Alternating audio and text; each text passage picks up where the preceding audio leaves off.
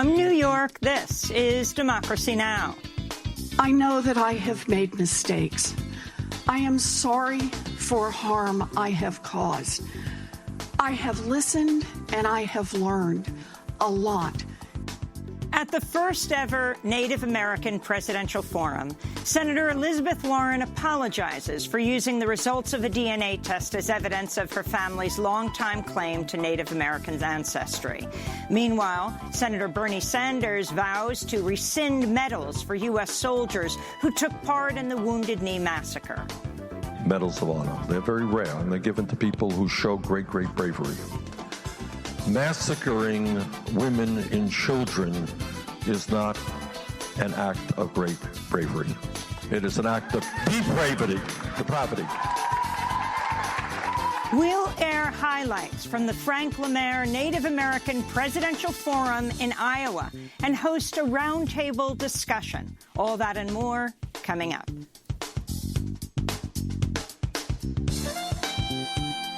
Welcome to Democracy Now!, democracynow.org, the War and Peace Report. I'm Amy Goodman. The Trump administration's proposed a new rule that would allow migrant children and their caregivers to be jailed by U.S. immigration agencies indefinitely. The proposed rule seeks to overturn the 1997 Flores Agreement, which puts a 20-day limit on migrant family detentions. Acting Homeland Security Secretary Kevin McAleenan said Wednesday the new rule would serve as a deterrent. No child should be a pawn in a scheme to manipulate our immigration system, which is why the new rule eliminates the incentive to exploit children as a free ticket, or as one gentleman in Guatemala told me, a passport for migration to the United States. The proposed rule drew intense condemnation from immigrant rights groups and human rights organizations. Amnesty International tweeted, "This is more than cruel. It's beyond logic and humanity." Unquote. On Wednesday, President Trump once again said he's looking into ending birthright citizenship for people born on U.S. soil, even though the right is enshrined in the Constitution under the 14th Amendment. The Congressional Budget Office warned Wednesday the federal budget deficit is growing faster than predicted and is on course to reach $1 trillion for the first time since the Great Recession. This comes less than 2 years after Trump signed a $1.5 trillion Republican tax cut that overwhelmingly favors the wealthiest Americans, and as the Pentagon is set to receive a staggering $738 billion for the coming fiscal year. Brazilian researchers say fires raging in the Amazon have reached their highest pace on record as illegal loggers burn vast areas of rainforest to clear land for mining and cattle grazing. Brazil's National Institute for Space Research says satellites have detected some 74,000 fires in Brazil so far this year, a more than 80% increase over the same period in 2018. There are fires raging in neighboring Bolivia as well, where some 2,000 square miles have burned. The fires have sent massive plumes of smoke across much of South America, turning day into night in Sao Paulo, 1,700 miles away from the Amazon basin. On Wednesday, Brazil's far-right President Jair Bolsonaro said without evidence that non-governmental organizations are to blame. Regarding the fires in the Amazon, I'm under the impression that it could have been set by the NGOs because they had asked for money. What was their intention? To bring about problems for Brazil. Brazilian President Bolsonaro has worked to deregulate and open up the Amazon for agribusiness, logging and mining since he came into office in January. His attempt to blame environmentalists for the fires drew widespread ridicule and outrage. It came as indigenous people used social media to document how illegal loggers are setting fire to their territories. This is a woman named Celia, a member of the Paraxó indigenous community, speaking in a video that went viral across Brazil this week. Look what they've done to our reservation. For 2 years we've been fighting to preserve this land, and now those troublemakers come here and set fire to our village. As if it were not enough, the Valley Mining Company kills our river, our people, our source of life. And now they've come and set fire to our reservation. We won't stay quiet. Tomorrow, we will close the road, and we want the media to defend us. Meanwhile, wildfires continue to rage in Alaska, where a thick blanket of smoke has darkened the skies over Anchorage. July was the hottest month ever recorded on Earth, when temperatures in Alaska averaged more than 58 degrees Fahrenheit, a 5.5 degrees above historic averages. Elsewhere, fires raging in the Canary Islands forced 8,000 people to evacuate. In Siberia, more than 21,000 square miles of forests have burned so far this month. There have even been large-scale wildfires in Greenland, which recently experienced its largest single-day ice melt in history. Washington State Governor Jay Inslee has dropped his bid for the Democratic Party's 2020 presidential nomination, saying it has become clear he's not going to be president. Inslee made combating the climate crisis the centerpiece of his short-lived campaign for the White House. Inslee clashed with the Democratic National Committee after challenging party leaders to host a debate solely focused on the climate. DNC Chair Tom Perez has declared that the party, quote, will not be holding entire debates on a single issue area, unquote. Writing in The Intercept, journalist Naomi Klein responded, having a habitable Earth is not a single issue. It's the single precondition for every other issue's existence. Humbling as it may be, our shared climate is the frame inside which all of our lives, causes, and struggles unfold, Klein writes.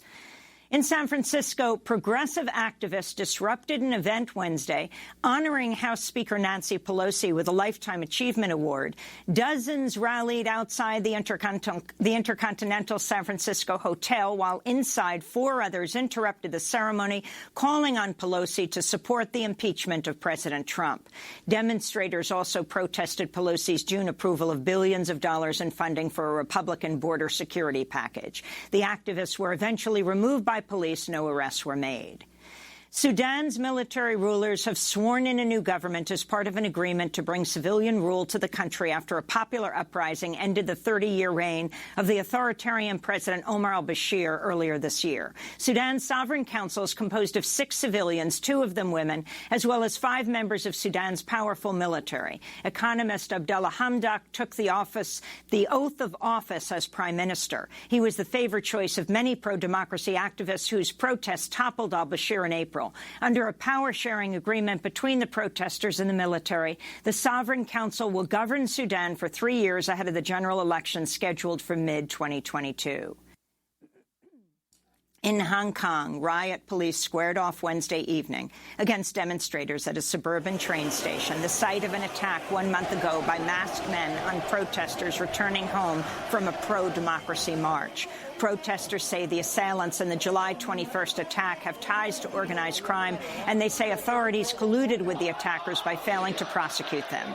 Meanwhile, Chinese officials have acknowledged for the first time that an employee of the British consulate in Hong Kong has been detained in mainland China for the past 15 days. 28-year-old Simon Chung went missing August 8th after sending his partner an eerie message reading, "Pray for me," as he rode a train bound for Hong Kong. His case has renewed fears over a now suspended bill that would allow Hong Kong residents to be extradited to mainland China. In Mexico, the Zapatista National Liberation Army announced this week it's extending its leadership of autonomous indigenous zones to 11 more areas in the southern state of Chiapas. Some of the new autonomous communities will be established on land that the Zapatistas took during an uprising in 1994 following the signing of NAFTA, the North American Free Trade Agreement. A statement signed by Zapatista Subcommander Moises called it, quote, exponential growth that allows us to break the blockade again. In the same statement, the Zapatistas referred to Mexican President Andrés Manuel López Obrador as the new overseer and said dozens of indigenous activists have been killed since AMLO took office December 1st. On Monday, AMLO called the expansion welcome and said it would benefit indigenous people. The Mexican president has been widely criticized by indigenous communities for his support of a massive infrastructure project that would extend a 950-mile rail network right through the heartland of Mayan indigenous land in southern Mexico. President Trump attacked Danish Prime Minister Mette Frederiksen on Wednesday, one day after announcing he'd canceled a planned state visit to Denmark over the country's refusal to discuss selling Greenland to the United States. This is Trump speaking to reporters outside the White House Wednesday on his way to Kentucky. Now, Denmark, I looked forward to going, but I thought that the Prime Minister's statement that it was absurd It was an absurd idea. It was nasty. I thought it was an inappropriate statement. Danish politicians across the political spectrum have expressed disbelief over Trump's bid to purchase Greenland, an autonomous Danish territory, as well as Trump's sudden cancellation of the state visit. Following Trump's latest remarks, a State Department spokesperson said Trump had merely postponed the trip and said Secretary of State Mike Pompeo called the Danish foreign minister to express U.S. support for its NATO ally. On Wednesday, President Trump referred to himself as the chosen one as he discussed ongoing negotiations for a trade deal with China. This was after he retweeted a conspiracy theorist who compared Trump to the King of Israel and said Jews, quote, love him like the second coming of God. Meanwhile, President Trump doubled down on his claim Jewish people who vote for Democrats are either ignorant or disloyal.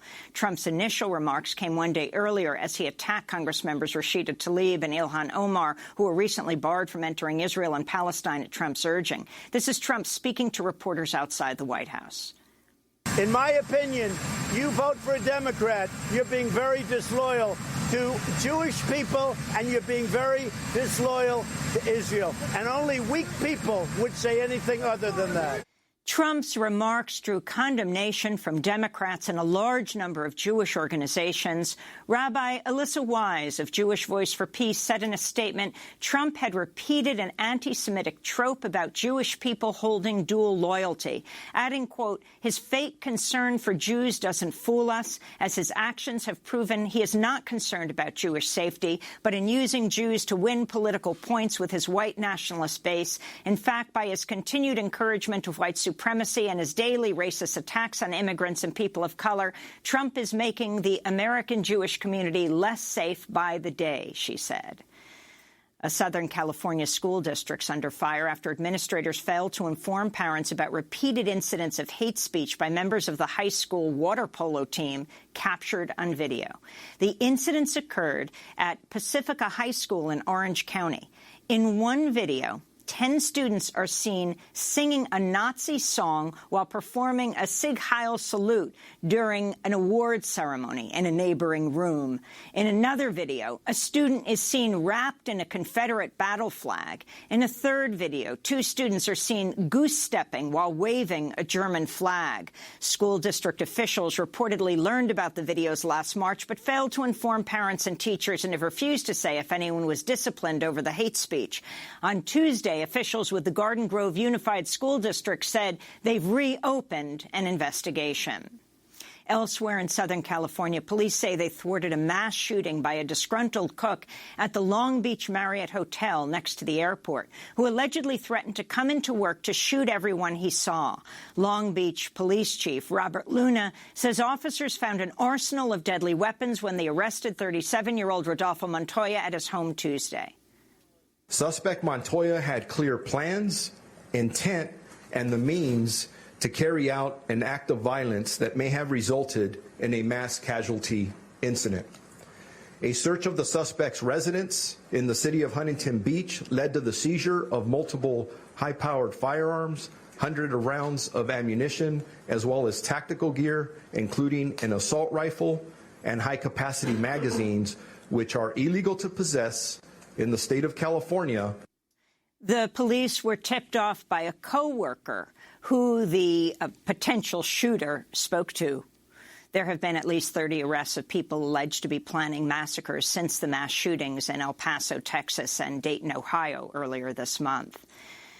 Parkland students who survived the 2018 mass shooting at Marjory Stoneman Douglas High School in Florida have unveiled an ambitious plan to tackle gun violence. The March for Our Lives Peace Plan would create a national gun licensing and registry system, ban assault weapons and high-capacity magazines, and create a national buyback program for firearms. It would also see federal officials declare a national emergency around gun violence, name a national director of gun violence prevention, and would register eligible voters and mail voter registration cards to all Americans when they turn 18. The Washington Post reports at least 8 Bureau of Prisons officials knew that multimillionaire serial sex abuser Jeffrey Epstein was not to be left alone in his cell in a Manhattan federal jail, but the order was ignored during the 24 hours leading up to his death, August 10th. The Post cites unnamed officials who say supervisors and managers, and not just low-level prison guards, were aware of the directive. New York City's medical examiner determined last week Jeffrey Epstein's cause of death was suicide by hanging, but Epstein's lawyers have challenged that finding and are planning their own investigation. And in Huntsville, Texas, prison officials injected 48-year-old death row prisoner Larry Swearingen with a lethal dose of the drug pentobarbital Wednesday evening, killing a man who proclaimed his innocence to his dying breath. Swearingen was convicted of the 1998 murder of 19-year-old community college student Melissa Trotter, but at least 5 defense experts testified Swearingen could not have been the killer because he was in jail on an unrelated traffic violation at the time of the murder. They also testified that someone else's DNA was found under the victim's fingernails. But on Wednesday, Swearingen was put to death after the Supreme Court denied a stay of execution. In a statement sent to the Washington Post Wednesday, Swearingen wrote, quote, "Today the state of Texas murdered an innocent man." Swearingen added, "I feel certain that my death can be a catalyst to change the insane legal system of Texas, which could allow this to happen," he said. And those are some of the headlines. This is Democracy Now!, democracynow.org, The War and Peace Report. I'm Amy Goodman. 10 presidential candidates, including Senators Bernie Sanders and Elizabeth Warren, traveled to Sioux City, Iowa this week for the first-ever Native American Presidential Forum. The forum was held just weeks after Congresswoman Deb Haaland, one of the first 2 Native American women in Congress, publicly endorsed Senator Warren for president, calling her a, quote, great partner for Indian country. Warren came under fire last year after she released the results of a DNA test as evidence of her family's longtime claim to have Native American ancestry. On Monday, Senator Warren apologized for her actions. Now, before I go any further in this, I want to say this. Like anyone who's being honest with themselves, I know that I have made mistakes. I am sorry for harm I have caused. I have listened and I have learned a lot, and I am grateful for the many conversations that we've had together. It is a great honor to be able to partner with Indian country, and that's what I've tried to do as a senator, and that's what I promise I will do as President of the United States of America.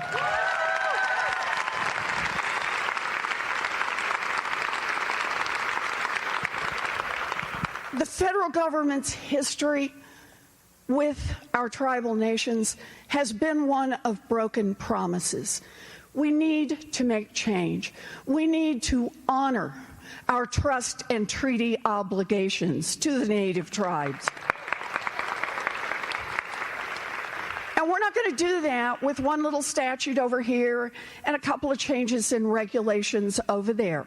It's going to take big structural change. That's how I see this. Think of it this way. Full funding for housing, for health care, for education, for infrastructure. Those are not optional. We need to change the rules and make it happen. During the Native American Presidential Forum, 99-year-old U.S. Army Nurse Corps veteran Marcella LeBeau of the Cheyenne River Sioux Tribe posed a question to Senator Bernie Sanders. I do have a question, and this relates to the massacre at Wounded Knee. And to me, my personal opinion, there's a pervasive sadness that exists on our reservation because of unresolved grief.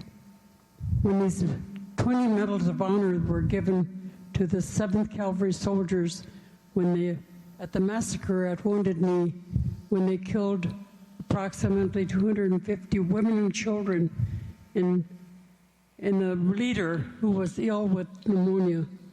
And so all of these things have a bearing on what the feelings and helplessness of people on our reservation, the elders, the children, everyone.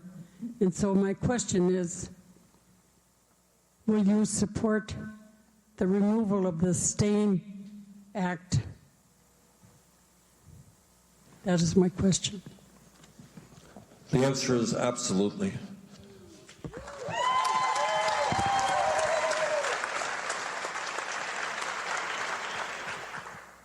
Medals of honor are given rarely, and they're given to people who do very, very important things. And I want to thank you for your work. I know you received recognition, I believe, from the French government and elsewhere for the work you have done in World War II and saving lives. That's the type of a person who receives medals of honor. They're very rare, and they're given to people who show great, great bravery. Massacring women and children is not an act of great bravery. It is an act of depravity. You know, this afternoon and in the few minutes that I have here, we're not going to resolve all of the issues of the last 500 years. But I think it is important, not differently, by the way, than how we deal with the abomination of slavery, that the time is long overdue for us to be having that discussion of what happened when the first settlers came here and the terrible and horrible things that were done to the Native American people, not only at Wounded Knee, but in so many other places. I think that is a discussion that the American people actually want to have. And at the end of that discussion must be the necessity of us doing everything that we can to repair the damage, the psychological damage, the humiliations, and also address the real needs of the Native American people today, who in many cases are living in poverty. So there's a lot of work to be done. But to acknowledge, and it will not be easy, a lot of pain there, but to acknowledge what the settlers have did when they came here and what has happened over the last many, many years is something that this country is going to have to address. And as president, I look forward to addressing it with you. Thank you. Senator Bernie Sanders. Other candidates at the Frank LaMare Native American Presidential Forum included Mark Charles, a tribal citizen of the Navajo Nation, who's running for president as an independent. Missing and murdered Indigenous women is a massive, massive problem in our country, in our communities. Probably most everyone in the room has not just heard about this on the news. You probably have a relative, a friend, a neighbor who is missing or has been murdered or has been assaulted and was not properly followed up on. A lot of candidates are going to propose that we need new laws to protect these vulnerable communities. I would say we don't need new laws. We need a new basis for our law. When you have a constitution that never mentions women, you cannot act surprised when women are assaulted, murdered, and go missing, and law enforcement and society doesn't care. We don't need a new law. We need a new basis for our laws. We need to deal with the foundations of the country. Independent presidential candidate Mark Charles of the Navajo Nation. When we come back, he'll join us as part of our roundtable discussion on the 2020 presidential race and the Native American vote. This is Democracy Now! Back in a minute.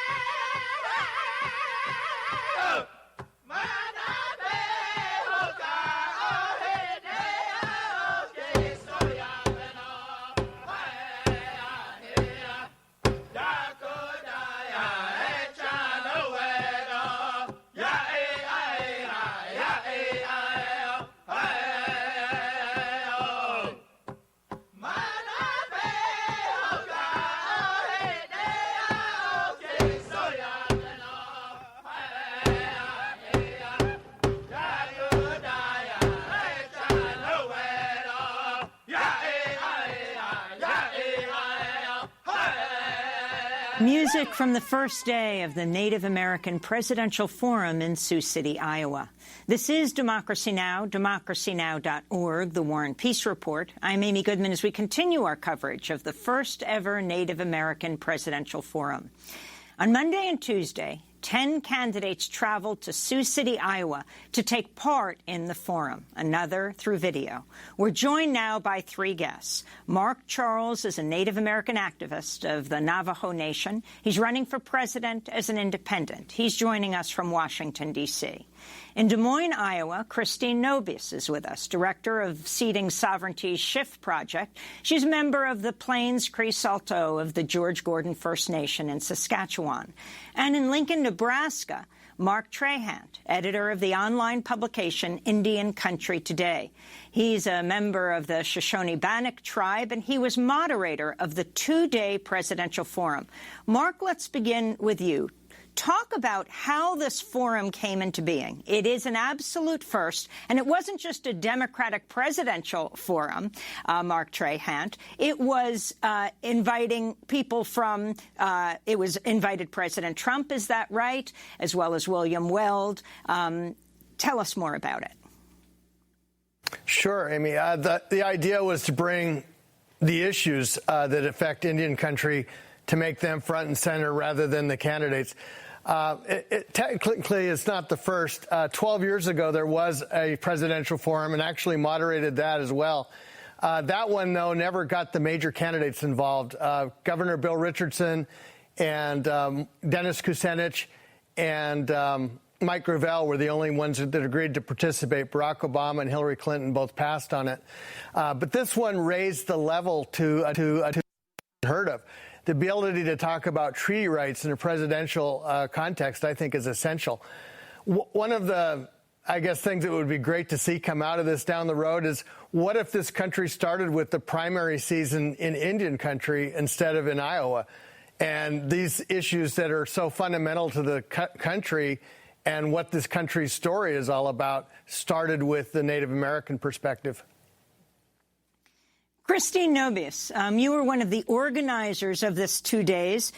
Talk about how you did it. And it was called the Frank LaMere Native Presidential Forum. Can you explain who Frank LaMere was?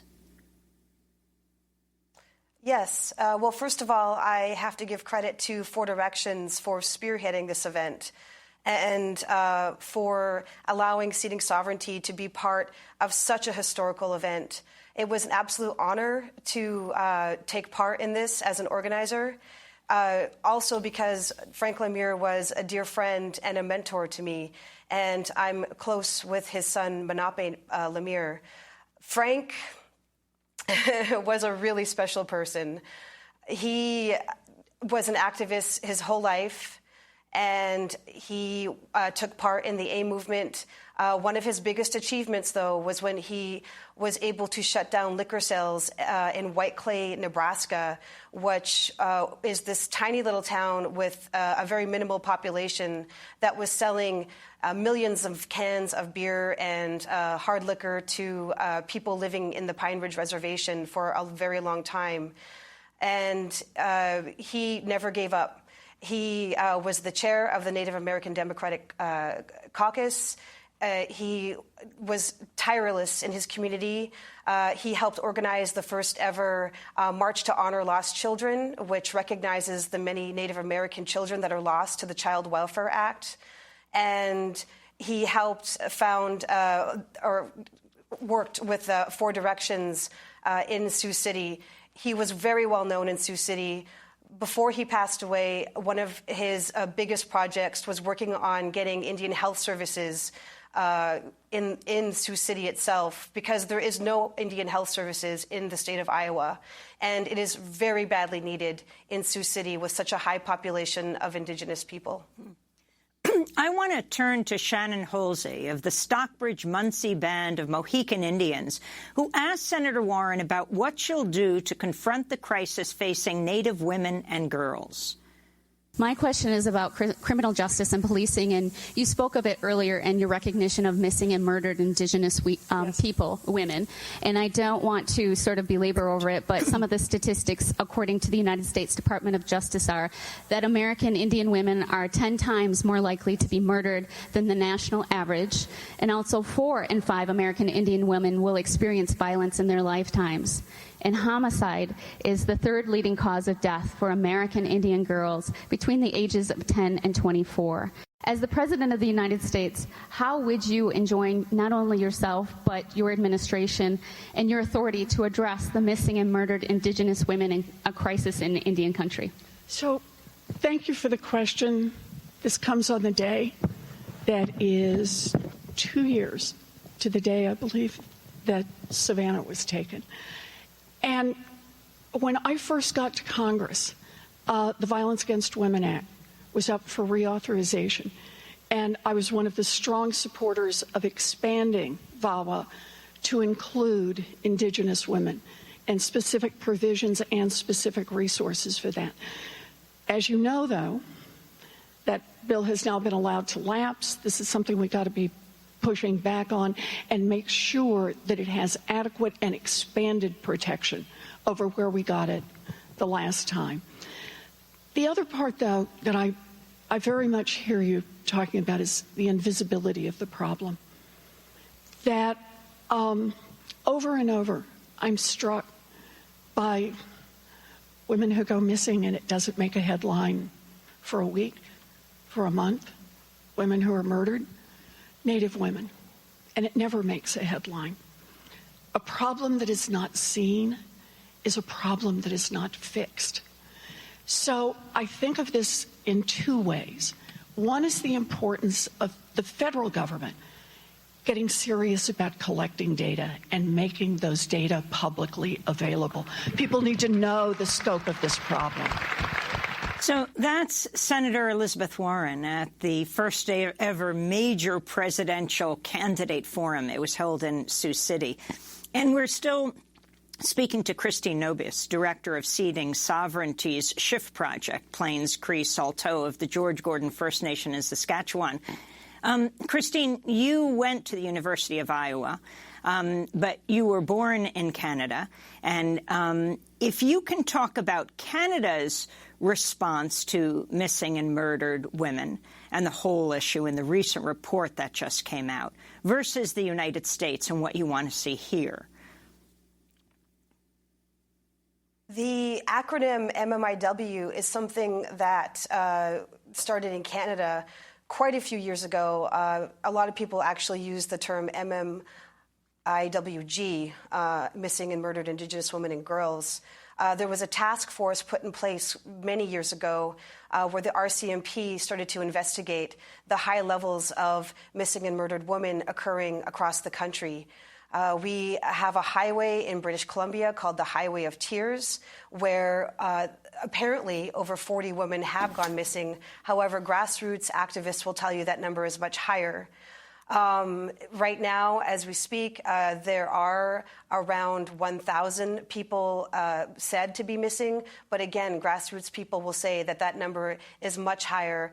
It can be as high as 4,000 to 5,000. That number is always skewed because there are people that might not identify as Native American or be known as Native American in the circles that they're in when they're not within their communities. And there's a lot of people that are not identified. And then, of course, there are people that are missing and never found. In the United States, as of 2016, there was 5,716 women in the missing persons database in the United States. And of course, that number is said to be much higher as well. We have the highest rates of rape and sexual assault in the United States, as well as in Canada. In the United States, the Department of Justice tells us that 56% of Native American women and Alaskan Native women will experience rape or sexual assault in their lifetime. Again, I have to revert back to what people say on our reservations and in our Indigenous communities, that that number has been said in some cases to be as high as 80 or 90%. The issue has nothing to do with the border. A border that has been placed upon Native nations is what I call border imperialism, and this issue is the same in Canada as it is in the United States, as it is in Mexico. Indigenous people are still considered, in my opinion, by certain segments of society, not quite as human as others, and are something that can be seen as an object, and they are targeted by, I would say, certain populations of this country with a white supremacist mentality. And what does the Violence Against Women Act have to do with, or how does the Violence Against Women Act address this crisis of the Native American community and the greater American community? VAWA is very important. It took 25 years to get where it is right now. In 2013, an amendment was made to it to ensure more rights and safeties for Indigenous women, for our Native American communities, for immigrant communities, and for LGBTQ communities, because we face higher rates of violence. The Violence Against Women Act is an absolute necessity for all women in this country. But like I said, it's important that we single out some populations that are targeted. And what's disturbing to me, what's upsetting to me, is right now it's still waiting to be reinstated like it is every year. It's still waiting on a budget, and it's still sitting on the table. And that's not okay. The Violence Against Women Act should always be in place. There should never be any nail-biting or whether or not there's going to be funding for these programs again the next year. And Trump quietly, this past April, rolled back the definition of what domestic violence is. It took us a very long time to move away from the judicial definition of domestic violence towards the much more comprehensive view of what domestic violence means, talking about emotional abuse and verbal abuse and so much more. It was a very long, comprehensive list of what that is, and it took years to get there. And as of April, it was rolled back to just one sentence. And so the Violence Against Women Act provides funding for Indigenous communities so that they can continue to educate and work with people, with victims of all sorts of crimes, sexual assault, rape, domestic violence. And it's a much-needed act that is used to help keep our people safe. I want to turn to Mark Charles. Mark Charles is the first Diné, the first Navajo presidential candidate in the United States. You participated in this forum along with a number of the majority of the Democratic or many of the Democratic presidential candidates. On what platform are you running? And talk about the significance of this Native American forum for you. Well, thank you, Amy. It's great to be with you. And before I go any further, I'm here in Washington, D.C., and I just want to acknowledge that I am on the land of the Piscataway and the Haudenosaunee Confederacy. These are the nations who lived here long before the District of Columbia, the state of Maryland, or the state of Virginia were created. And it's important to remember that these lands were not discovered. And you were the first, you were the only presidential candidate to acknowledge the land where you were in Sioux City, if you can talk about that, in Iowa. Well, yes. Wherever I travel, I work very hard to research and find out what Native nation, what tribes were living on these lands before they were colonized, and I do my best to acknowledge them and honor them wherever I go. Julian Castro also did a very good job of acknowledging the people of the land in his presentations. I was very impressed with how he conducted himself on stage. One of the things at the heart of my campaign, and as a nation, we really have a struggle with what George Erasmus would call common memory.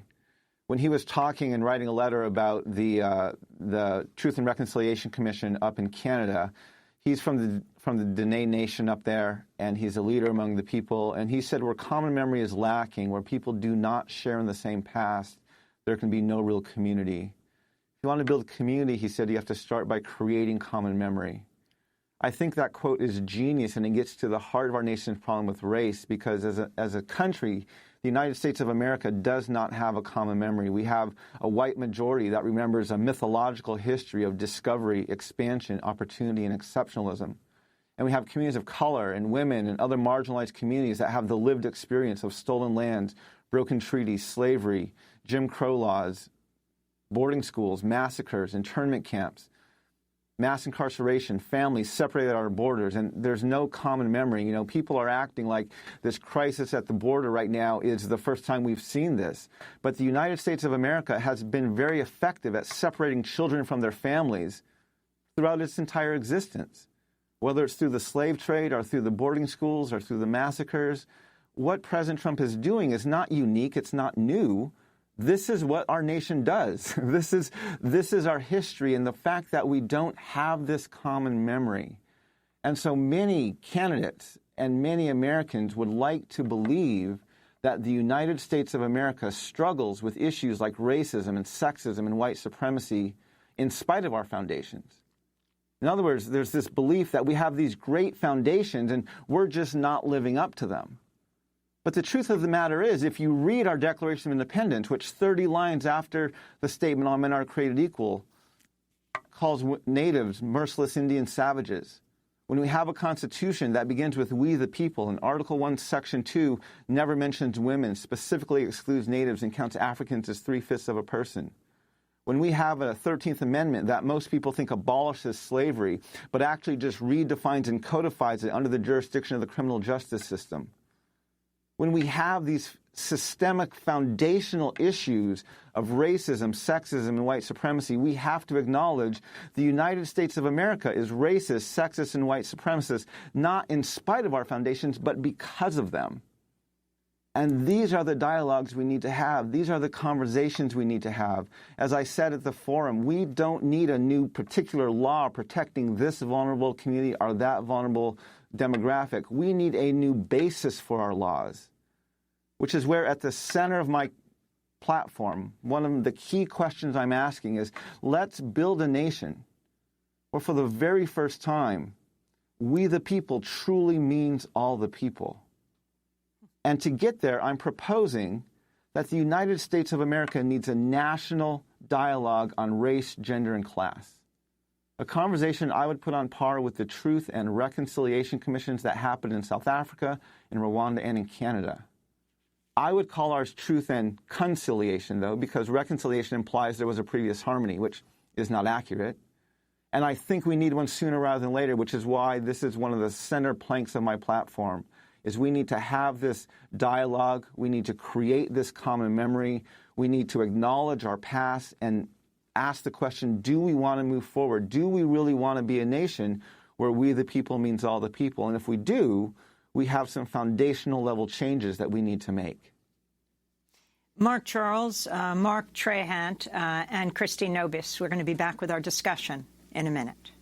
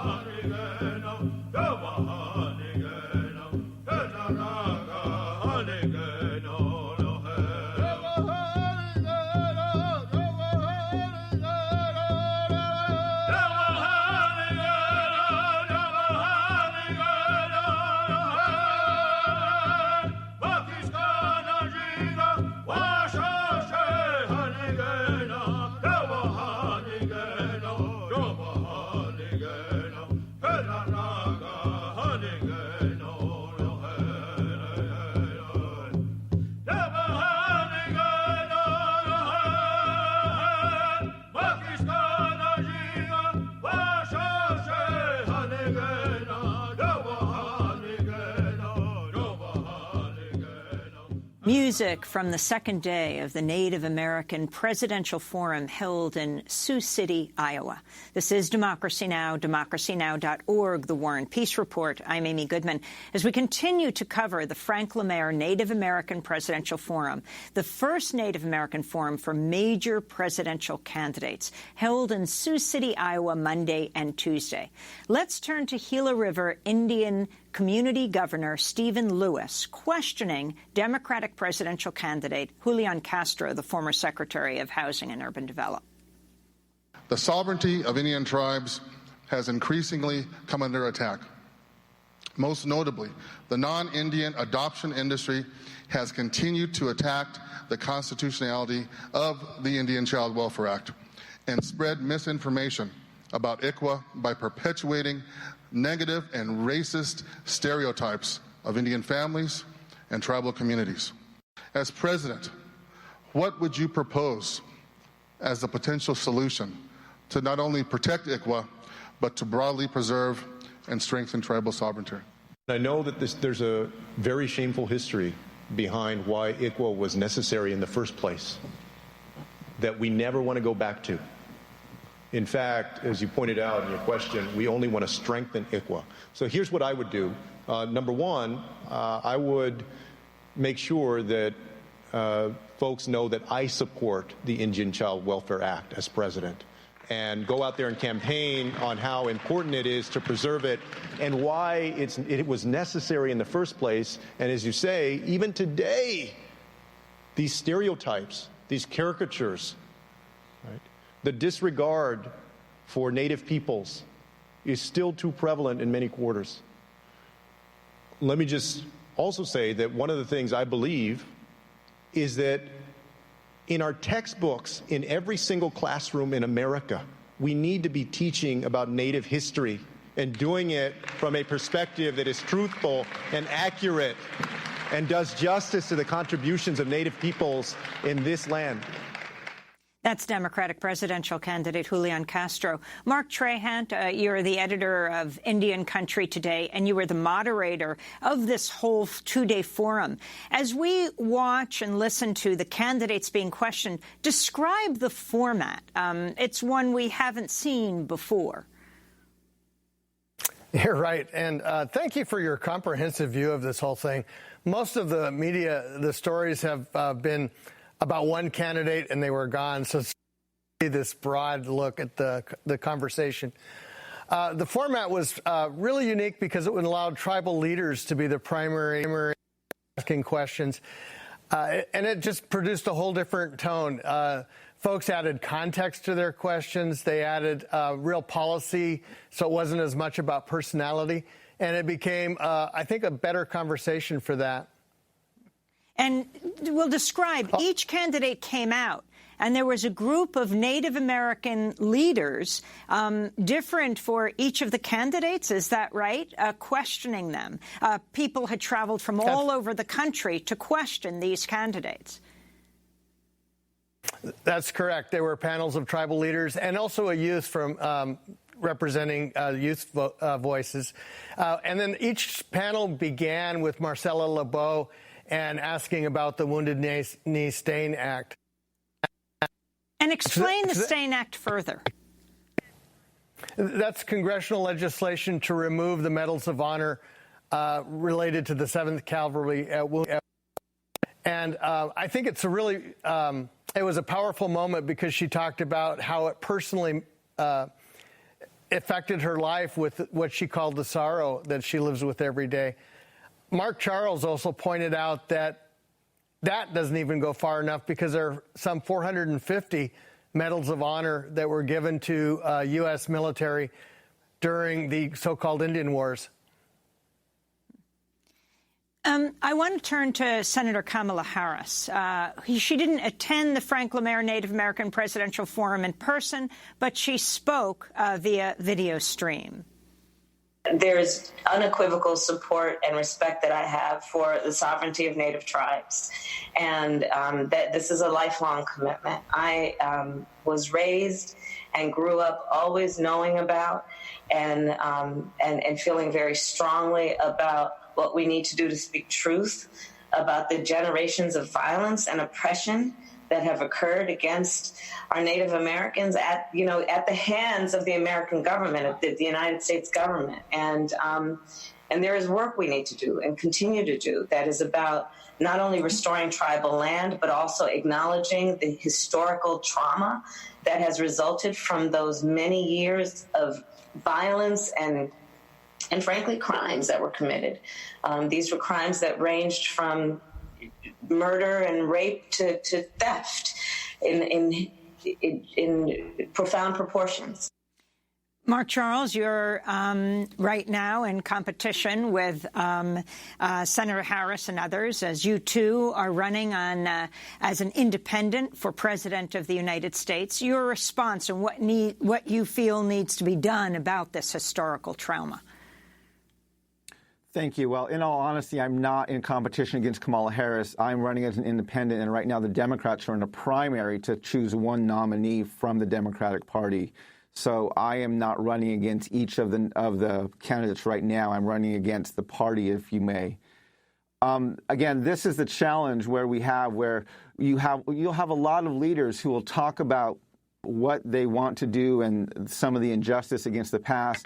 But when you have a system that is based on the dehumanization of indigenous peoples, when you have a Declaration of Independence that calls us savages, if there's been a lot of critique of Senator Harris and for her actions against the indigenous communities in California when she was the Attorney General there. This is the challenge, is when you serve a government that has in its foundation the dehumanization of your community, at some point you're going to have to make a stand of, do you align with that or do you oppose it? And this is most clear even when we have the Supreme Court case precedents. The Supreme Court, as recently as 2005, references the doctrine of discovery and determines that the embers of sovereignty that long ago grew cold cannot be rekindled by the Oneida Indian Nation. And that opinion was written by Ruth Bader Ginsburg. See, the challenge is when you have a dehumanizing doctrine of discovery that props up your land titles, it makes white supremacy a bipartisan value. And we have very few candidates who are willing to address the foundational problems. They may want to change this policy or address that law, but there is very little energy to actually address the foundations. And that is what I'm trying to do with my campaign, to bring the discussion down to the foundations. If you have a house that's built on a bad foundation, you're going to get cracks in the walls and cracks in your windowsills and a crooked floor. And you can scream about what color to paint the walls or what kind of caulking to use on your windows. But until you go into the basement and address your broken foundation, you're never going to fix the house. I want to turn to... And this campaign is about fixing the house. I want to turn to Senator Sanders once again, but this time talking about the fight to protect sacred lands and connecting it to the fight against the climate crisis.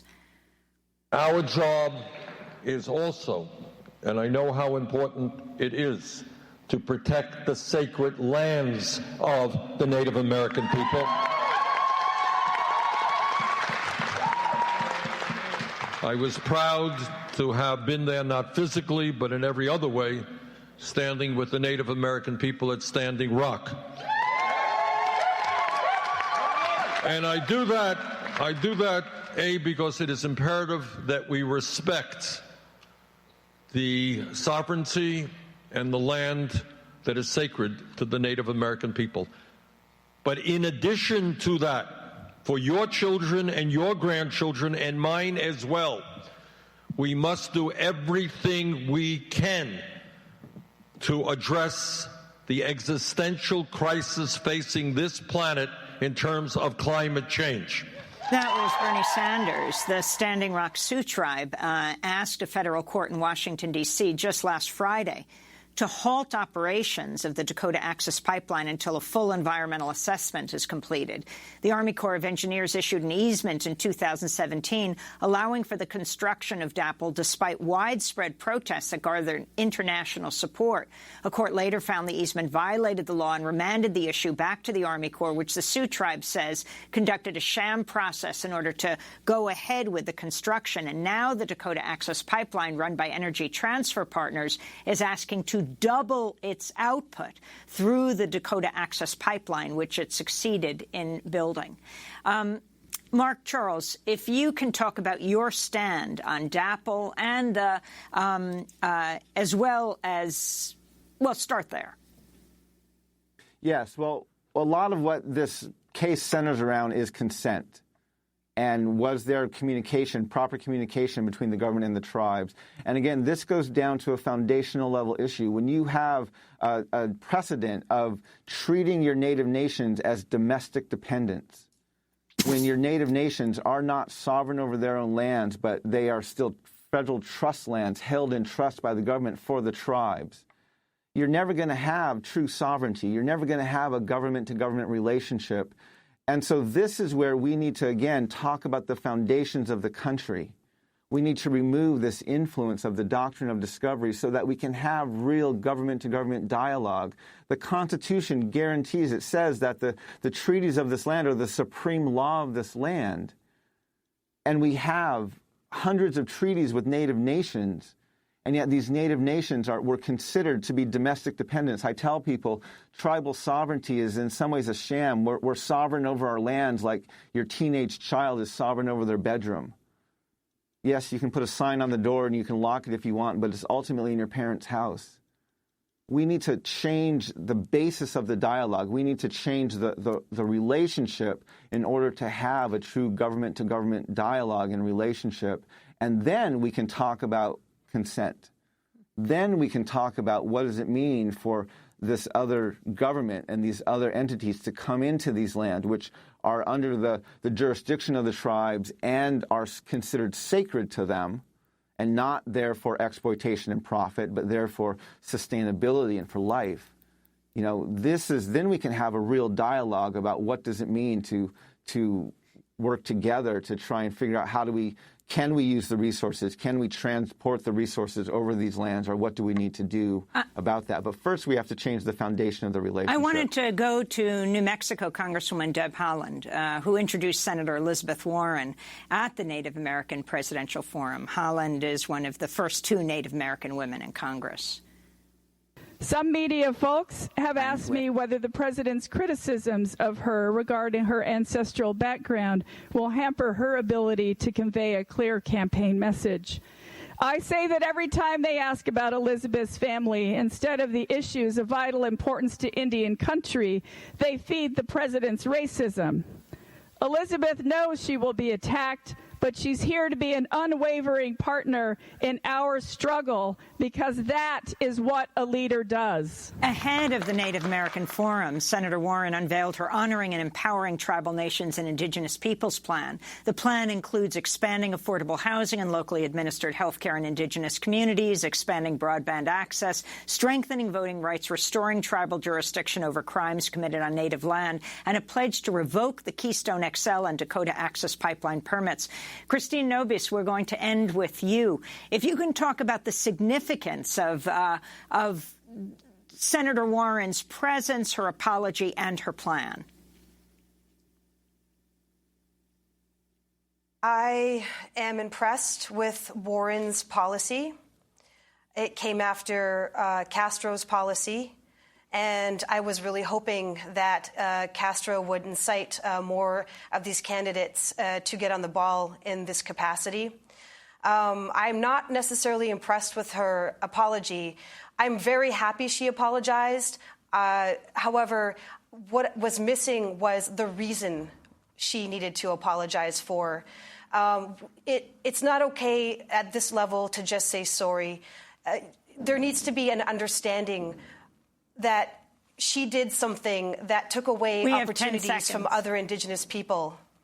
And I do hope that she does continue to speak on this topic, because it will bring up many issues that haven't been spoken about, such as tokenization and Christine, we're going to have to leave it there, but lineage. I thank you so much for being with us. Christine Nobis of Seating Sovereignty, Mark Trahant of Indian Country Today, and independent presidential candidate Mark Charles. I'm Amy Goodman.